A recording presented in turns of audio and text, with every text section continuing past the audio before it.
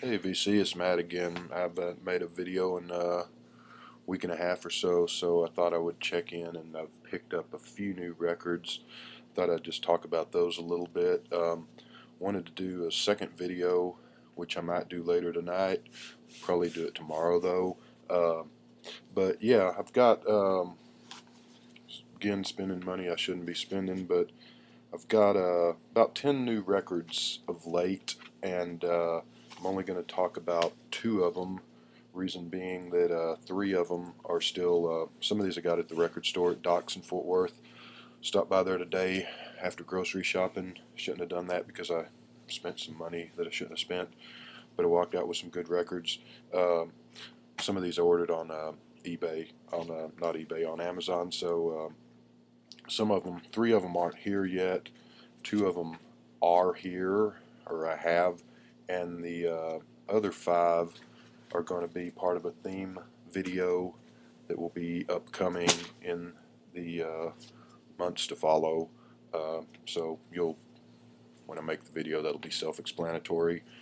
But so this, what in the world is this? Maybe you know it better by this cover. That is probably not going to show up. Blinking Lights and Other Revelations by the Eels box set. It is limited to 2,500 copies, of which I got number 1732, and it is autographed by E, who is basically the band. I don't know, for anyone that is not familiar with the Eels, they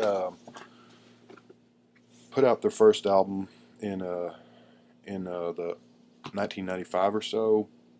E is Mark Oliver Everett, who just goes by E. He's the son of a, so it says on Wikipedia, famous physicist Hugh Everett III. If you keep up with your physicists.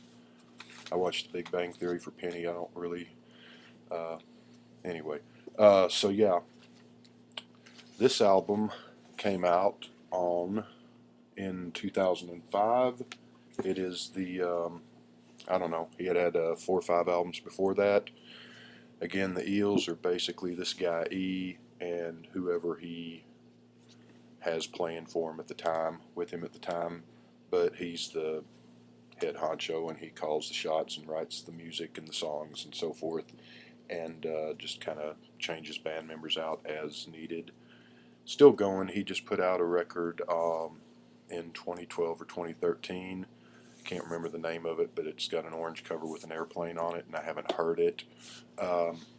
I'm one of those guys who, for me, music past, we've all got our favorite periods of music. For me, from the 50s up to about 85 or so. Past that, there's not a whole lot that I like, though there is some stuff. I always say Live Aid, not because of Live Aid, but just music after Live Aid just went kind of pear-shaped and funny and was never really the same. I don't know. But this is and this is from the 90s, which is by far my least favorite decade of music, bar none. But this is a 95 album, and this is an exception to an otherwise, not that there aren't a few other good records from that decade, from the 90s, but this is kind of an exception to an otherwise pretty crap decade, in my opinion. Apologies if it's your favorite, if that's your favorite period of music. So this had just only come out on CD. It has like 36 tracks, so it's a long record. Uh, and this is the only vinyl edition of it, this 2500 limited edition set. Comes in the box, numbered, signed by Mr. E there. So you get the box, you get the 3 albums, which actually, that is, I believe that's a picture of E's sister. I'm not sure, but I know that the CD said it came with pictures of old photographs of his family, so that's probably his dog and his way back when and his sister. Um, and you get the vinyl is on 3 albums. I don't know who this is. Maybe it's his dad. Again, the family photographs. There's a back cover on all 3 of these. Just has the track listing. So it's kind of neat. Flimsy. I don't like that. I wish it was a little bit heavier stock on the album covers, especially being that this is pretty pricey. Show you the record label on the first album is no idea who that is. That might be a picture of E's dad or E himself as a kid. I don't know. That might be his grandfather. Might just be some random person. So the labels look like that on all 3 of the albums. One thing I'm not pleased with is the inner sleeves are these flimsy plastic things, which I don't. I'd rather they'd have put paper sleeves. The back looks like paper, but that's just white plastic, a little bit thicker than the front piece, but I'll probably change that out for paper sleeves at some point because I don't like the plastic sleeves. The second one, these are really cool. I think the album covers, these pictures. It's his grandfather or his dad or something that looks 40-ish, World War II era maybe. Same thing, back is just the song listing. That is album number 2 of the 3. Again, I don't know if you can see that, but that's, I guess that's a grandpa or some old man, I don't know. And finally, third album is this old coot, that whoever that is, and track listing again, and likewise the take a look at that. That's the album. So you get that. That's the album proper. The box, of course, opens up, and albums go in here. I've got this upside down, but well, no, I don't. There's a ribbon here that goes under, so the album's sitting there, and you can pull that up to get the albums, lift the albums out. And there's this little cardboard holder deal, which contains this cool book that comes with, does that say? Yeah, it's got the title of the book. Looks like a little kid's storybook, kind of. I'm guessing that is E's sister or mother, maybe. I don't know. That looks like an old 40s, 50s era picture, so maybe that might be his mom or sister. Or again, this may just be nobody, random people. Well, there's somebody, but random people. There's a picture of somebody looking in the trunk of a old, looks like a 40s car. And the lyrics, that's what you get in here, to the songs, and several pictures. There's an old car and a dog playing with a goat, and so forth and so on. And at the end of the book, you get just the credits for the album, which he wrote. This E guy wrote pretty much everything on here, with the exception of a couple of songs which were him and co-written by him. And there's one song he wrote with Peter Buck of REM, who makes a guest appearance on the album. Another song he wrote with John Sebastian of The Loving Spoonful. And Tom Waits is on here somewhere on the album, but I don't know if he actually wrote any songs or just appears. So anyway, cool book, and that goes in that little holder deal in the box set. In addition to the album Blinking Lights and Other Revelations, you get fourth album, which is Eels with Strings Manchester 205, which is a live album taken from the tour for the Blinking Lights album. And it has songs from Blinking Lights and also from earlier Eels albums. And the the label is just basically, well, not basically, it is. It's the cover of that, which I guess that's E. So, and looking at that, the drawing, and it looks, I don't know, it doesn't credit who did the drawing here. Might be E. Kind of looks like Ralph Steadman, the guy that did, English guy that did, among other things, the illustrations for all the Hunter S. Thompson books and stories in Rolling Stone way back when. So I don't know if it is or not, but it looks like his style of art. Um, so yeah, that is a good album. I've heard their earlier stuff. Haven't really heard the stuff they've done since Blinking Lights. The earlier stuff was okay, but doesn't do. I wasn't crazy about it, but it's okay. Something about this album really hit me. It is, according to E or Wikipedia, it's about God and life and the meaning of it all, which sounds really heavy. Uh, the album, one of the albums, his earlier albums, kind of dealt with his mother had died of cancer. The album that came out a couple of years before this one, his sister had committed suicide. So that was heavy on subjects like that, and some of that carries over into this. Um, and if it sounds like a heavy album, it is at times. But it's also there's a variety of musical styles on here. There's poppy, rock and roll, kind of alt country sound, uh, ballads. It's not as heavy and depressing as it sounds. It does get heavy at times, but it's not a listen to the album and you got to go sit on the curb and oh that was so profound. I've got to sit down and just digest it and think. It's not like that per se. It's uh, it's some really great pop songs and some great rock and roll on here.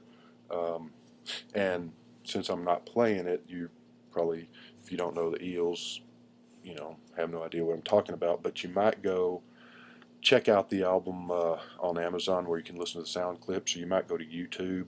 Some of the songs that I really like, "Trouble with Dreams" is my favorite song on the album. I think that's one of my favorite songs of the last I don't know 20, 30 years really. Um, "In the Yard Behind the Church" is a really good kind of slow ballad song. "Hey Man, Now We're Really Living" is "Now You're Really Living" is a great up tempo rock and roll song. "I'm Going to Stop Pretending That I Didn't Break Your Heart" is a good one. "If You See Natalie" is a nice ballad. Natalie might be his sister. I'm not positive of that, or I don't know. And then "Things the Grandchildren Should Know" is kind of a country tinged song that ends the album. Nice song. So check those out on YouTube and see if the Eels are for you. Don't know why I'm showing you. I wrote down some notes, and you don't really care about that. So why do I like it? I like it. It's lyrically. That's one of the things I don't like about music of the last 20, 30 years. Is I'm a lyric guy in a lot of ways. Not that every song has to be deep like Dylan on Freewheelin', Bob Dylan, or "Change Is Gonna Come" by Sam Cooke, or "Let It Be" or whatever. I mean, they don't, because "Dirty Water," "Louie Louie," you know, who knows what that stuff's about, and they're not deep lyrics, but in a way they are. But I think, and a lot of times, I mean, if the music's good, the lyrics don't really matter too. That can happen. I'm not saying, but I think lyrics should be, or a song should be about something. And to me, a lot of the music of the last few decades, you listen to the lyrics and it's like, I don't have a clue what they're talking about, or they're trying to be clever and they're really not. And, this really just isn't about anything. So these are uh, heavy songs, sad songs, depressing songs, fun songs, upbeat, downbeat, uh, mix of styles. But I mean, it's about something. So if you want to give you something to think about, it's got that. If you want to just enjoy the music, you can do that too. Um, it's just like I said, the last 25, 30 years, if I came up with my top 5 albums of that period, this would be in it. Um, so the Eels, Blinking Lights, check it out. Um, you can go to his or the Eels website if you want to get the vinyl edition. If not, it's around on CD. But you know, if it's and I think if like I said, I'm 60s, 70s, and 80s music, 50s music. I don't know about 50s music, but I mean, if you like 60s, uh, 80s, it doesn't sound like the 80s, but I mean, if you like that sort of thing, if you're older in my age group, I think you might enjoy that. Anyway, the other thing I got today was that got through the mail. Went to Doc's today, like I said, and this doesn't really need any introduction. But I haven't had this on vinyl in forever, so I saw that and picked up a copy um, of it. I used to actually I never had this on vinyl. I had Piper on vinyl, and I had this because I used to have a nice pair, the album A Nice Pair, back way back in the '70s. I bought, which I no longer had. Which is that the one that has Saucer and Piper? I think so. But anyway, so I never had, and it's a bootleg. I think it's on red vinyl, kind of some different shades of red in there that I don't know if that shows up on the camera. Um, you know, I mean, I think most people on the VC know who Pink Floyd is and all, so there's not a lot that I can add to this. This is their second album, 1968. Syd Barrett was gone after this, actually gone probably while they were still recording this, but the final song on here, Jug Band Blues, is a Syd Barrett song written and sung by. It's the only song he authors on or wrote on this album, uh, in contrast to the first album, Piper, where he wrote everything except for the one song, Take Up Thy Stethoscope and Walk, which was written by Roger Waters, which is the weakest song on Piper, but it's not a terrible song, but it's not up to Syd Barrett standards. Here you see Waters start to become the principal writer, though Rick Wright writes a few songs which are really good, and Wright did write songs early on that were pretty good, and then he kind of didn't so much later on. Unfortunately, I'm not sure what happened there, but so yeah, great album. Doesn't Piper's my favorite. This would be, well, probably Adam Hartmother, my second favorite, but this would be number 3 or 4 in my list of Pink Floyd albums. Ranking of um, title track, great stuff. Jug Band Blues by Barrett, great stuff. Corporal Clegg by Roger Waters, kind of silly and dumb, but I love it. It's a great song. And Let There Be More Light is a good thing. The two Wright songs, Remember a Day is pretty good. Seesaw is kind of just okay. But so that's it. 2 albums and more to come. And hope everyone has a great weekend. And we will see you later. And thanks to everyone that watches. And have fun in the VC.